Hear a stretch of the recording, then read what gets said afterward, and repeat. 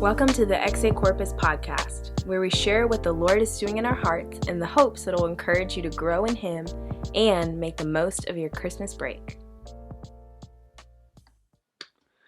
Hey guys, James here. Welcome to the Daily Devotional.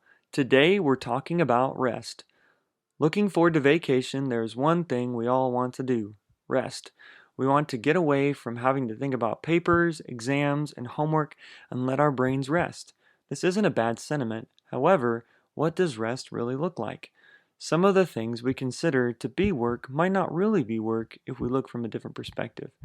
Adam and Eve were put in the garden to work the land. This required physical labor.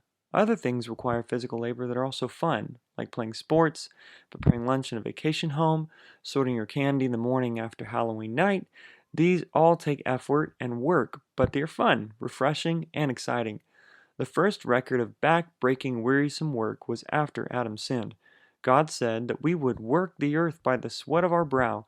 Many things can be taken from this, but one important factor is that selfishness creates unintended burdens. What was meant to be a joy now became Adam's burden. Before the fall, the concept of work that drains and depletes you didn't exist. This type of work drains you because it is done separate from God on our terms, physically and emotionally. God's first attempt to show people what work was really all about was in the wilderness when He made it rain bread from the sky. They had to determine how much food they would need for their family and then go collect it from the ground. They were being trained to think beyond themselves, think about their families, and to trust God for what they needed instead of fending for their lives and their own understanding. This was a precursor to what would be the day of rest, or the Sabbath.